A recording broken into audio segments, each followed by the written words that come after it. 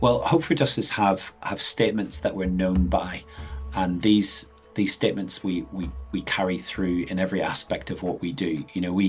We would say these statements such as we choose to challenge apathy with action.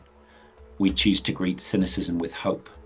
We refuse to abandon the least, the last, and the lost.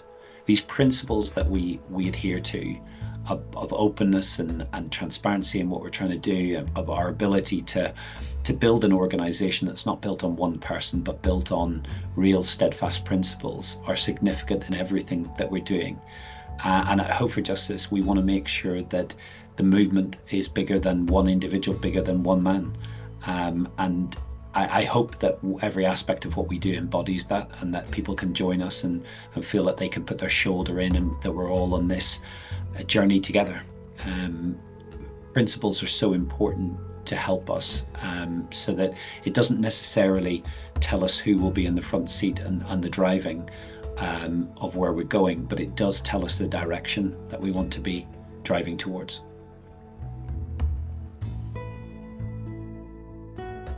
This is really important. I think for every organization, it's really important that you are measuring and monitoring what you're doing.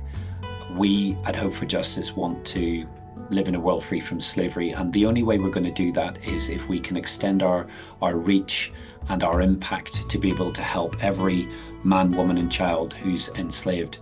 And as we start to measure that reach, we're able to determine what's the most effective way of doing it, what will lead to the biggest return on investment that we can. Just this last year, we've been able to help nearly 150,000 individuals across all of our reach in our programs internationally. But the problem is, the scale of the problem is so huge. It's estimated that there are 49.6 million people held enslaved across the world in some form of modern day slavery. So although we can be effective in what we're doing, we can ensure that we're helping nearly 150,000. It's tiny in comparison to the sum total of everything. So it's only when we come together with other organizations in our sector that the sum total of all of the movement together can make a bigger impact.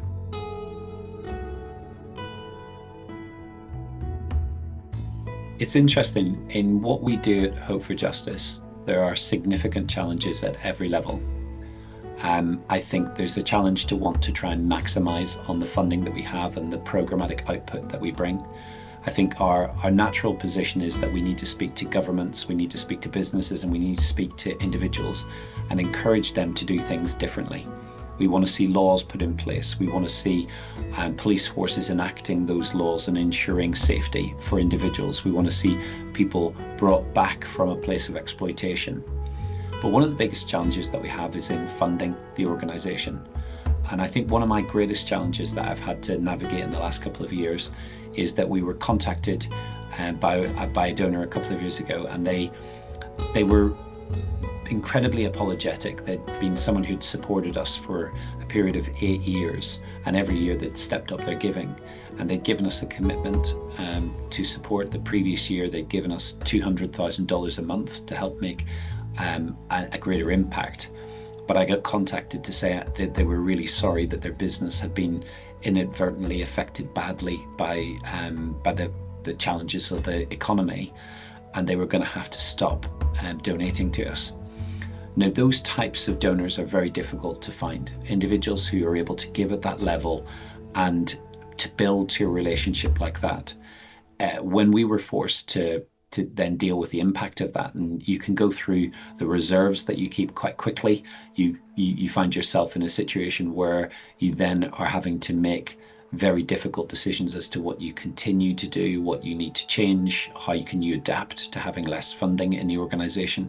Some of that where you can merge roles, or you maybe decide that you're going to do a program differently, does have real life implications. It does see individuals having to sadly lose their job and programs having to stop.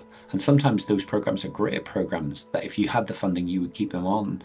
But the reality is that we have to adapt to the funding cloth we have available. And I think it encourages me to make sure that we're making the best use of the money that we do have. But also, it's incredibly challenging to have to lead an organization through a process of transformation, because you you can want to do things, but when you're being compelled to do things because the funding isn't there, it means that you sometimes have to do things in a much shorter timeline and much more pressured than you would like. And certainly I feel that personally, and carry that with me in everything I'm doing.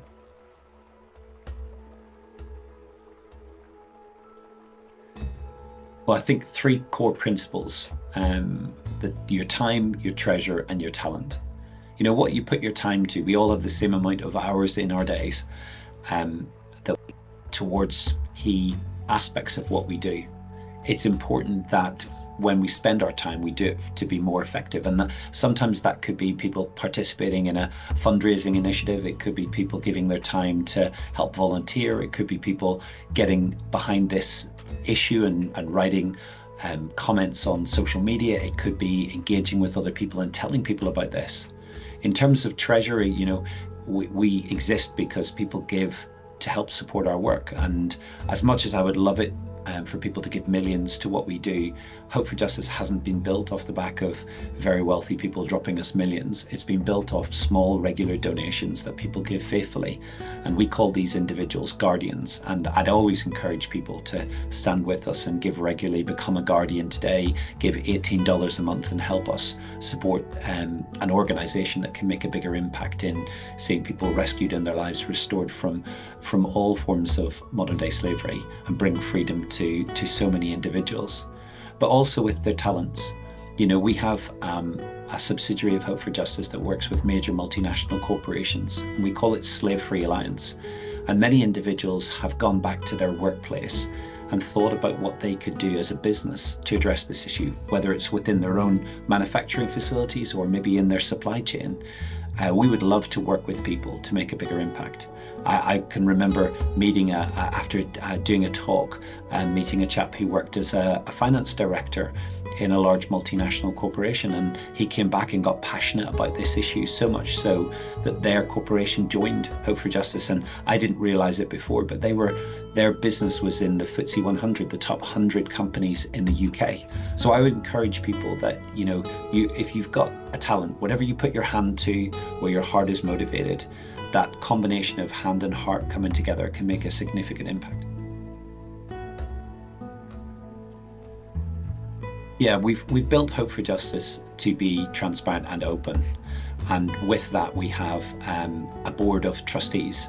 These are individual directors who are not on staff at Hope for Justice. I don't serve as a trustee in Hope for Justice. I'm accountable to those trustees, and they are accountable to the Charities Commission, a regulatory body to ensure that best practice in charities going forward. But that team of individuals who come as volunteers to hold us accountable, we report back into.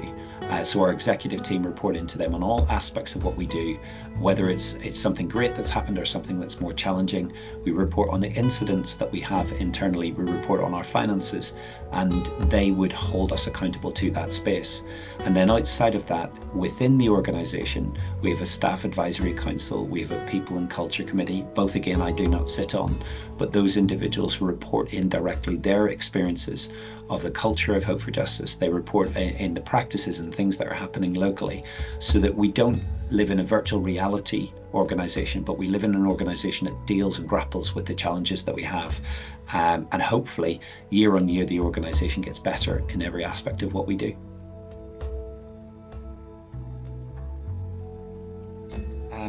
I think back to a collaboration that we did in the UK with the West Midlands Police. You know, across the world, our position is not to make anyone look bad. We actually want to come alongside and be a trusted friend. We want to work in a way that can be incredibly effective. And West Midlands Police, we've been working with for a good period of time. We set up what we call an investigative hub, where we'd taken on former senior police officers to do undercover intelligence and finding victims. And we had one particular case that came through in 2015. Two people were found off the back of some training that we'd done with an organisation for spotting the signs. And together with West Midlands Police, by the time the case came to court, there'd been over 400 victims that had been identified through Operation Fort that wouldn't have been possible without that partnership. I also think of partnerships like that of Joy FM, a radio station coming out of Florida, and we, for over a 10-year period, were able to raise $1 million through a run connected to the Gasparilla run that runs out of Tampa. They do a run called Team Freedom, and individuals would fundraise through the course of the year towards supporting the work of Hope for Justice. And none of that would have been possible without Joy FM coming on board. Or finally, I think of organizations like Gartner, who partnered with us, and I had the incredible privilege to be invited to come and speak at the Gartner North America conference in Florida. And Gartner are the top research-based organization for businesses globally. I think they've got somewhere in the region of 15,000 businesses that they work with to provide consulting, help and support. And in that conference, I was asked to come and share about the work that we do with Slave Free Alliance to help major multinational corporations, the gap analysis, the help that where we can pinpoint areas of change.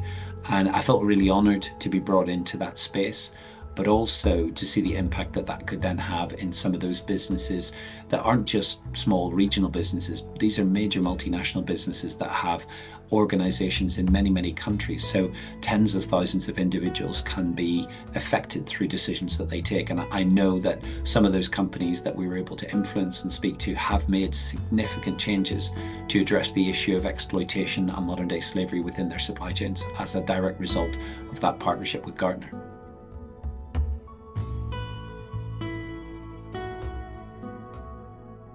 Yeah, I think for us at Hope for Justice, I've been involved since the beginning. I sat on the founding board, and we probably couldn't have dreamed that we'd be in a position that we are in now back then. But the reality of how difficult this subject is, how hard hitting it is, the real life world impacts that people face are really difficult.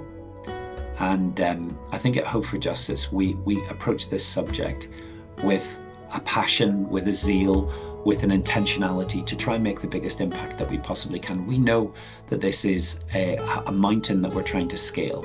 We know that this is going to require not just one of us, but all of us working in together. And we're just one NGO working in this space, but we work together collaboratively. Other NGOs working in this space are not our competition, they're our team. And we're trying to work together as a team to live in a world free from slavery. I think for me, whether it's someone joining us as a volunteer or someone getting on board as a staff member, we all are pulling in the same direction. I think of people like Lindsay Yoda, who joined us, Lindsay being like 14 years old, got passionate about this, and together with her mother walked over 300 miles to our offices in Nashville, and in so doing raised I think somewhere around $70,000 to help support our work. You know, this is a 14-year-old girl, but she feels as much part of Team Hope for Justice as any one of our staff and team. And I would just encourage all of our staff and team, you know, we are doing great work. We are making an impact. We can't do everything, and there are limitations to what we're doing on a regular basis. We're faced with challenges and what seems like insurmountable odds. But because we're so focused on what we need to do, we will push through, we will make a bigger difference. And we sometimes talk about punching holes in the darkness. It requires a force to do that. And we're forceful in what we're doing, but we have to keep on pushing through and making a bigger impact.